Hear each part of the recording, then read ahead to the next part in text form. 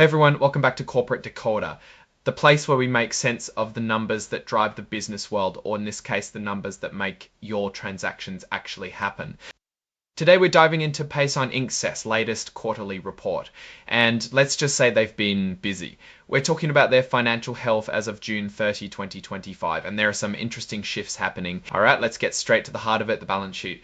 Now this shows what the company owns and what it owes. As of June 30, 2025, Paysign had total assets of about $93 million. That's up from around $179 million at the end of 2024.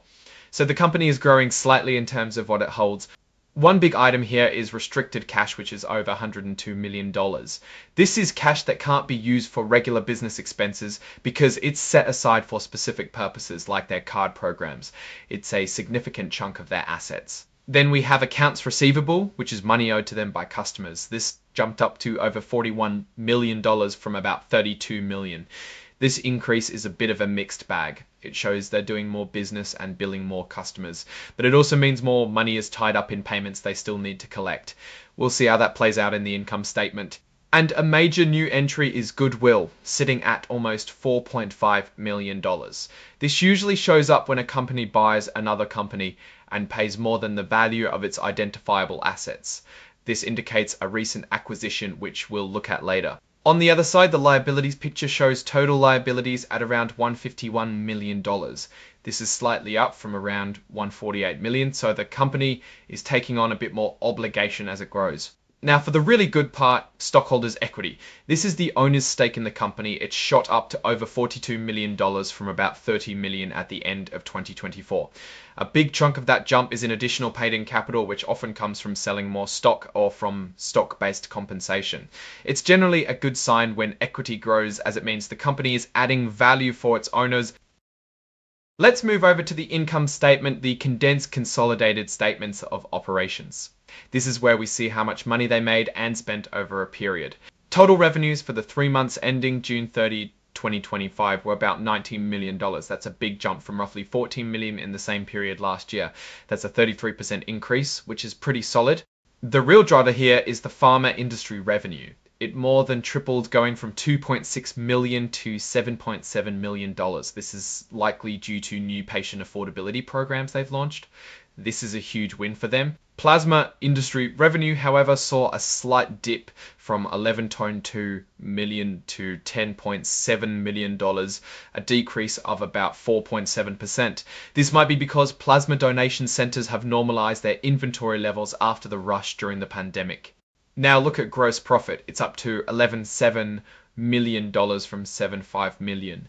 That's a 55% increase. This means they're not just selling more, they're also making more money on each sale. Their gross margin improved significantly from 52.9% to 61.6%.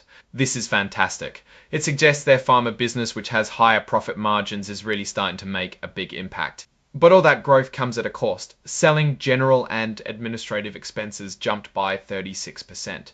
This is due to hiring more people to support the growing business, especially in their pharma sector, along with higher tech and stock-based compensation costs. Depreciation and amortization expenses also went up by 47%. This is likely from investing in new technology and equipment needed to handle the increased business. Because of these increased expenses, even though revenue and gross profit soared, their income from operations only saw a modest increase. It's up from just $125,000 to $1.4 million. While that's a huge percentage jump, it's still a relatively small amount compared to their revenue. Ultimately, net income for the quarter more than doubled to $1.38 million from about $697,000. That's a near 100% increase. This shows they're managing the higher expenses reasonably well to convert that revenue growth into profit. Looking at the first 6 months of the year, the story is similar. Total revenue is up 36.9% to nearly $38 million. Pharma revenue is up a massive 23%, while plasma revenue is down about 7%. Gross profit is up 61.4% and gross margin improved significantly. And importantly, they've swung from a loss from operations in the first half of last year to a solid income from operations of almost $4 million this year. That's a huge turnaround. Net income for the first 6 months of 2025 is almost $4 million, a near 300% increase from the $1 million they earned in the same period last year. This really highlights the positive impact of their pharma business expansion. Now let's touch on the statement of stockholders' equity. This table really shows the build-up of value for the owners X to the end of 2024. Common stock was about $54,000. By June 2025, it's up to $55,000. But look at additional paid-in capital. That's nearly $32.8 million by June 2025. A big jump from $24.6 million just 6 months prior. This increase likely comes from issuing more stock and stock-based compensation, as we saw in the income statement. And retained earnings, which is the accumulated profit reinvested back into the company, has grown to $11.5 million from $7.5 million. This growth in equity is a testament to the company's improving financial performance. The statement of cash flows tells us how much cash is actually coming in and going out. For the first 6 months of 2025, operating activities actually used about $2.4 million in cash. This is a notable change from the $28.8 million of cash provided by operations in the same period of 2024. This shift is mainly due to changes in how they manage their working capital, like accounts receivable and customer card funding, particularly with the growth in their pharma business. It seems the rapid growth is temporarily tying up more cash. Investing activities used about $6.2 million in cash. This was for things like buying new software and capital improvements, as well as the acquisition we mentioned earlier. This is a higher outflow than last year, reflecting their investment in growth. Financing activities provided a small amount of cash, mainly from the exercise of stock options. Opt-ins overall, their total cash and restricted cash decreased by about $8.4 million. This isn't necessarily bad, as it reflects investments in future growth and working capital needs associated with that growth. Now, let's talk about that acquisition mentioned in Goodwill. On March 19, 2025, Paysign acquired Gamma Innovation LLC. Gamma specializes in software for the blood and plasma collection industry, focusing on donor engagement, retention, and management. This fits perfectly with Paysign's existing market and aims to enhance their offerings with new tech for donor engagement compensation and resource management. The total consideration paid for Gamma was about $15.5 million. This was a mix of upfront cash earnout payments and stock.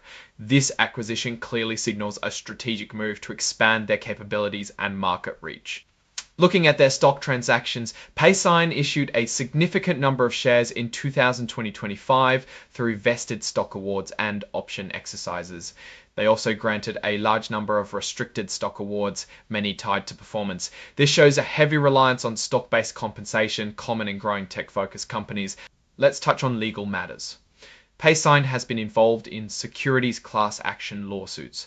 While a settlement was reached and preliminarily approved in early 2024 for $3.75 million, primarily covered by insurance, there are still stockholder derivative actions ongoing. In October 2024, they agreed in principle to a settlement for these derivative actions as well.